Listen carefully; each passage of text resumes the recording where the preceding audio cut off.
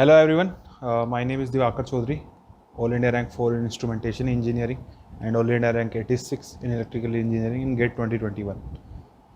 तो यार मैं बात करने वाला हूँ कि तुम्हें गेट एग्ज़ाम कैसे अटैम्प्ट करना चाहिए, क्योंकि देखो 3 घंटे का एग्ज़ाम होता है, 65 क्वेश्चन होते हैं।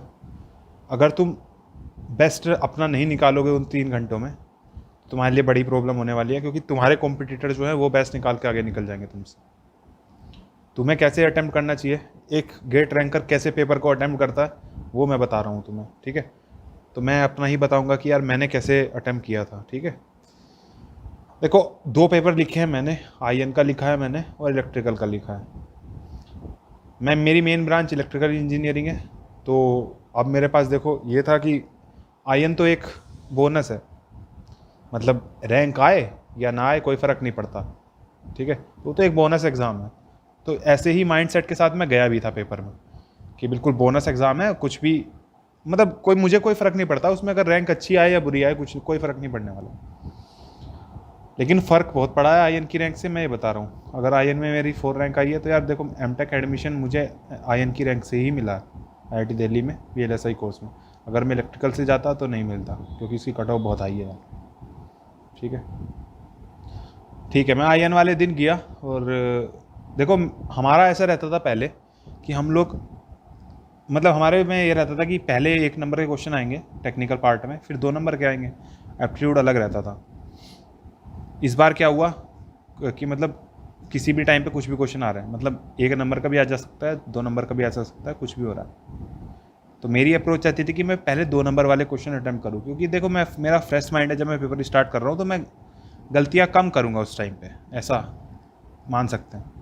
तो मैं 2 नंबर के पहले अटैम्प्ट करना चाहता था, क्योंकि अगर मैं मेजर निकाल लूँगा तो फिर 1 नंबर के क्वेश्चन तो आराम से ईजिली अटैम्प्ट कर लूँगा मैं। तो मैं सीधा डायरेक्ट 26वें नंबर क्वेश्चन पे गया। 26वां क्वेश्चन खुलते ही देखा मैंने वहाँ 1 नंबर का क्वेश्चन है। तो मैं कहा ये क्या अजीब बात है। मैंने नेक्स्ट क्वेश्चन पे चला गया मैं कि 1 नंबर का है, तो नेक्स्ट क्वेश्चन भी 1 नंबर का है। तो फिर मुझे लगा कि यार कुछ तो गड़बड़ है। फिर मैं फर्स्ट क्वेश्चन पे गया तो देखा वो 2 नंबर का है। मैंने कहा तो ये गड़बड़ है, इस बार शायद हो सकता है कि पहले 2 नंबर के आ गए हो फिर 1 नंबर के। लेकिन मैंने फिर फटाफट 2-3 बार चेक किए तो कभी 2 कभी 1 कुछ भी आ रहा था, पहले 2 नंबर का फिर 1 मार्क्स। तो मेरी जो अप्रोच होने वाली थी, जो मैं पेपर से पहले बना के गया था कि पहले 2 नंबर के अटैम्प्ट करूँगा फिर 1 मार्क्स के अटैम्प्ट करूँगा, वो तो पानी में चली गई। वो तो अब मैं कर ही नहीं सकता ऐसा कि मैं ढूंढते फिरूँ क्या कि 2 नंबर का पहले कहाँ है, ऐसा तो नहीं किया। तो मैंने कहा यार ठीक है, ये थोड़ी गड़बड़, थोड़ा सा लगा कि मुझे गड़बड़ सी हो गई अपने साथ। लेकिन मैं क्योंकि आईएन का पेपर था तो मैं तो मन से एकदम बिल्कुल ऐसा कुछ था ही नहीं कि मुझे रैंक लानी है इस पेपर में। मैं तो गया था बस अटैम्प्ट करनी है। मेरा मेन मोटिव यही था कि देखो पेपर में एग्जैक्टली क्या होने जा रहा है। तो एक चीज़ तो मुझे मिल गई कि क्वेश्चन जंबल होने वाले हैं। अब मैं इलेक्ट्रिकल पेपर में अपनी अप्रोच आज शाम को जाके चेक कर सकता हूँ कि क्या अप्रोच में रखूँगा। तो ये मैं देख सकता हूँ शाम को, ये पॉइंट मुझे मिल गया। प्लस मैंने एमएसक्यू देखे, वो ज़्यादा लार्ज नंबर में नहीं थे, तीन क्वेश्चन थे एमएसक्यू के। तो मुझे ये भी पता चल गया कि एमएसक्यू भी ज़्यादा नहीं आने वाले हैं इलेक्ट्रिकल के पेपर में। ये फाइंडिंग थी मेरी इंस्ट्रूमेंटेशन के पेपर से। अब मैं अप्रोच कैसे किया उसको, अब देखो यार जो मैं पढ़ के आया हूँ वो तो इलेक्ट्रिकल इंजीनियरिंग का पढ़ के आया हूँ, इंस्ट्रूमेंटेशन के कोर सब्जेक्ट तो पढ़ के ही नहीं आया हूँ। तो इंस्ट्रूमेंटेशन का कोर का क्वेश्चन अगर मुझे दिखेगा तो मैं छोड़ दूंगा, मैं आगे बढ़ूंगा, मैं उसको देखूंगा ही नहीं। सिर्फ पढ़ूंगा, एक बार दिखेगा कि कोर का क्वेश्चन है, मुझे कुछ समझ नहीं आ रहा, ज़रा सी भी चीज़ें पता नहीं चल रही है, सर के ऊपर से जा रहा है एकदम, फटाफट स्किप मारूंगा। और जो क्वेश्चन मुझे लग रहा है कि हाँ ये बनने लायक है, मुझसे बनेगा, उसको बनाऊंगा। तो एक राउंड से ऐसे ही जाऊंगा, सारे क्वेश्चन ऐसे ही करते जाऊंगा कि जो हो रहे हैं वो करते जाऊंगा। ऐसे जाऊंगा कि जो क्वेश्चन देखते ही बन जा रहे हैं उनको पहले बनाऊंगा। ज़्यादा वो नहीं करूँगा कि कुछ ऐसा लग रहा है कि मुझे थोड़ा टाइम लगेगा लेकिन बन जाएगा, उनको मैं बाद में रखूँगा, मार्क कर दूँगा, मार्क फॉर रिव्यू। तो ऐसे ही फटाफट मैं जो बनते जा रहे थे वो फटाफट बनाया बहुत जल्दी। और जब मैंने इस जल्दी में बनाया तो जो वो ईजी क्वेश्चन है, गलत होने के चांसेस बहुत कम है अगर तुम क्वेश्चन को ध्यान से पढ़ रहे हो। लेकिन अगर तुम क्वेश्चन को ध्यान से नहीं पढ़ रहे हो तो ईजी क्वेश्चन के गलत होने के सबसे ज़्यादा चांस होते हैं। तो लेकिन मैं तो क्वेश्चन को बड़े ध्यान से पढ़ रहा था, तो मैं फटाफट ईजी क्वेश्चन बना लिया। अब आज ऐसे क्वेश्चन जो मुझे लग रहा था कि बन जाएंगे लेकिन थोड़ा टाइम लगेगा, उनको मैं मार्क करते जा रहा था। मार्क फॉर रिव्यू का एक ऑप्शन रहता है, ठीक है, पर्पल कलर के जो क्वेश्चंस हो जाते हैं कुछ ए रेड के हो जाते हैं, उसका मतलब आप उनको जानते ही नहीं। तो मैं रेड करते जा रहा था उन क्वेश्चंस को जो इंस्ट्रूमेंटेशन के कोर सब्जेक्ट से थे, तो मुझे तो आता ही नहीं कोर सब्जेक्ट इंस्ट्रूमेंटेशन का। तो ऐसे ही चलते चला गया। अब सेकंड राउंड था मेरा, तो सेकंड राउंड फिर से पहले क्वेश्चन पे आया, और जो क्वेश्चन मतलब मैंने मार्क फॉर रिव्यू किए थे उनको ट्राई करना स्टार्ट किया। ट्राई करते गया, जो क्वेश्चन बनते गए बनाते गया, जो क्वेश्चन नहीं बन रहे थे उनको छोड़ते गया, फिर एंड तक ऐसे ही पहुँच गया। तो मेरे लगभग जो क्वेश्चन मुझसे आ रहे थे वो सब बन चुके थे। अब तो ऐसे क्वेश्चन बचे हुए थे सिर्फ जो मुझे आते नहीं।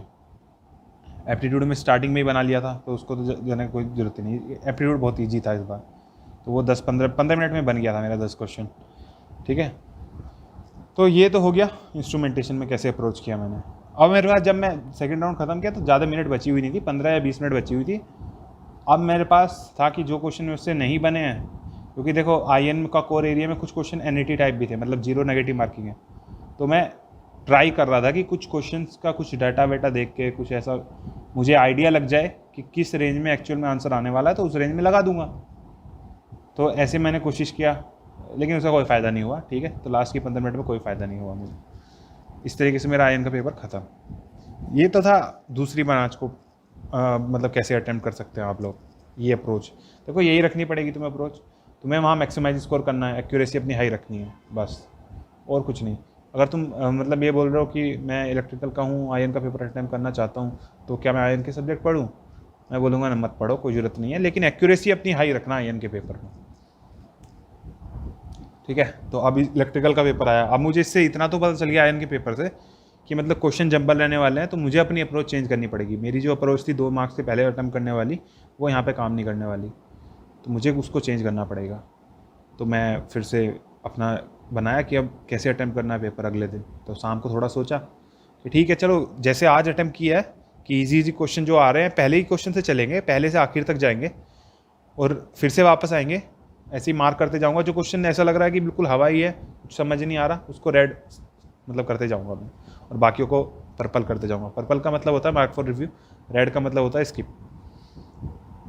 और जो ग्रीन का मतलब होता है कि तुमने अटेम्प्ट किया है क्वेश्चन। तो मैं जो अटेम्प्ट करते जा रहा था वो ग्रीन होते जा रहे थे फटाफट। ऐसी जो इजी क्वेश्चन थे बना लिया एक बार पूरे, पहले क्वेश्चन से लेके 65 क्वेश्चन तक गया। एप्टीट्यूड देखो बन चुका था बहुत ईजिली, 15 मिनट में बहुत ईजी क्वेश्चन थे, सारे बन गए थे मेरे। एक इंग्लिश का क्वेश्चन नहीं बना था, वो मैं नहीं बना के आया जानबूझ के, क्योंकि यार मुझे कुछ समझ मतलब मुझे डाउट लग रहा था उसमें। आंसर मैं जो सोच रहा था वही था, लेकिन मुझे डाउट लग रहा था, उसको मैं नहीं लगाया। बाकी जिसमें मुझे अभी आगे बताऊँगा कहानी, चलो ठीक है। तो अब आगे मैं ऐसे बना लिया क्वेश्चन, और उसके बाद अब मार्क फॉर रिव्यू वाले क्वेश्चन दोबारा से आया, फिर से स्टार्ट किया, फिर से 65 क्वेश्चन तक गया। जो मार्क फॉर रिव्यू क्वेश्चन थे वो बनाने की कोशिश किया, जितने बन गए, जितने नहीं बने उनको छोड़ दिया। उसके बाद फिर से उन्हें ट्राई करा था, टाइम बचा हुआ था क्योंकि मेरे पास। तो अब जब उनको ट्राई कर रहा था तो मुझे ये आइडिया लग गया था कि यार ये 2 ऑप्शंस हैं, इन दोनों में से कोई सा भी एक ऑप्शन आंसर हो जाएगा। ऐसे 4 क्वेश्चन थे। मुझे लगा यार क्योंकि मेरा पेपर तो काफ़ी अच्छा हो गया था, ज़्यादा क्वेश्चन नहीं बचे थे मेरे, तो मेरे लगभग 56 क्वेश्चन में अटैम्प्ट कर चुका था उस टाइम पे, और बाकी में 4 क्वेश्चन बचे हुए थे। उनमें मुझे लग रहा था कि चलो देखते हैं क्या सीन बन रहा है। तो मुझे ऐसा दिख रहा था कि 2 ऑप्शंस में से एक ऑप्शन हो सकता है। तो मैं कहा यार चलो रिस्क ले लेते हैं, क्योंकि 56 क्वेश्चन तो बना चुके हैं अपन, तो इतना तो आइडिया है कि अच्छी रैंक आने वाली है, थोड़ा सा रिस्क ले सकते हैं और अच्छी रैंक के लिए। तो खैर थी, उन 4 में से 3 गलत हुए हैं मेरे, एक सही हुआ है, तो मतलब वही रहा, नो गेन नो लॉस, क्योंकि एक क्वेश्चन 2 नंबर का 2 नंबर मिले और बाकी 3 क्वेश्चन से 2 नेगेटिव गए, तो नो गेन नो लॉस वाला सीन ही रहा है। तो ऐसे ही रहा बस आगे। फिर अब पेपर ख़त्म हो गया मेरा, मैं बाहर निकल आया। तो मैं बोल रहा हूँ कि तुम 3 घंटों को किस तरीके से अटैम्प्ट करो। तो यार तुम्हें देखो सेलेक्टिव रहना बहुत ज़रूरी है, और ये चीज़ें तुम्हें सिखाएगी टेस्ट सीरीज ही तुम्हें सिखाएगा कि कैसे तुम कौन से क्वेश्चन तुम्हें अटैम्प्ट नहीं करने होते पेपर के अंदर, क्योंकि वो क्वेश्चन लेंदी होते हैं और तुम्हारा टाइम खा जाते हैं। और बाकी क्वेश्चन जो उस टाइम में तुम 5 क्वेश्चन और बना सकते थे, तुम वहाँ एक ही क्वेश्चन पे लगे रहे, और ये भी गारंटी नहीं है कि वो सही है कि गलत है, वो तुम्हारा सही है कि गलत है। चांसेस तो है ना उसके गलत होने के, तुमने कहीं पे कुछ गड़बड़ करी होगी तो गलत हो जाएगा, तो मतलब तुम बहुत ज़्यादा लॉस में हो उस टाइम पे, वो तुम्हें बहुत हर्ट करेगा आखिर। तो ऐसे क्वेश्चंस को पहचानना बहुत ज़रूरी है। पहले 30 सेकंड्स में क्वेश्चन पढ़ो यार, 30 सेकंड स्लो क्वेश्चन पढ़ने में, और डिसाइड कर लो 30 सेकेंड्स के अंदर ही क्या क्वेश्चन तुम्हें बनाना है कि नहीं बनाना है। जो इजी क्वेश्चन है उनको थोड़ा कम टाइम भी दे सकते हो, 15 सेकंड भी दे सकते हो पढ़ने में। जो ज़्यादा लेंदी क्वेश्चन होते हैं उनको 30 सेकंड मैक्सिमम दो, और बहुत अच्छे से बहुत आराम से पढ़ो क्वेश्चन इत्मीनान से। कुछ भी ऐसे तुम पॉइंट मिस नहीं करोगे क्वेश्चन में, क्योंकि गेट एग्जाम का देखो यही क्वालिटी है, मतलब यही वो देखते हैं क्वेश्चन में कुछ ऐसी चीज़ें डाल देंगे कि तुमने अगर ज़रा सी मिस करी तो तुम्हारा आंसर गलत आएगा। ठीक है, तो यार अगर तुम्हें आज की वीडियो में कुछ भी ऐसा इन्फॉर्मेटिव लगा हो जो तुम्हें तुम्हारी प्रिपरेशन को बूस्ट कर सकता है, तो तुम इस चैनल को सब्सक्राइब कर सकते हो।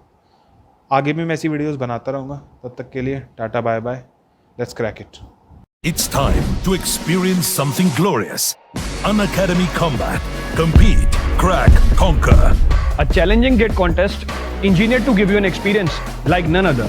where you put your knowledge to test. and battle it out with a test. To bring out the best in you, Unacademy Combat is the most competitive, gamified contest for GATE till date, with the best of the questions by best educators.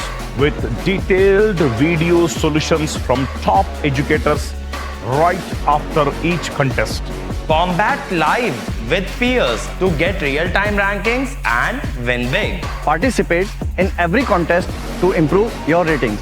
Challenging contests every fortnight or alternate Sunday. Live ranking after every question. Big rewards for top rankers. Your passion to crack GATE deserves this. Your hard work towards your dream deserves this. Fuel your inner fire for the ultimate GATE challenge. Unacademy Combat. Register now.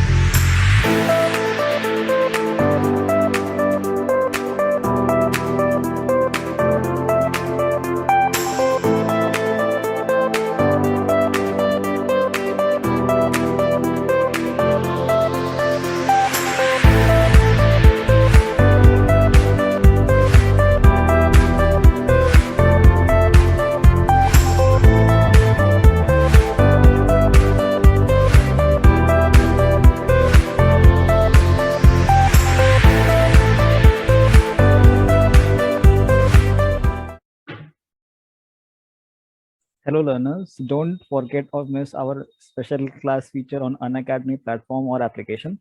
Special class features are interactive live classes, polls for the learners, raise a hand feature, never miss a class, lecture notes, and you can go through lectures from anytime and from anywhere.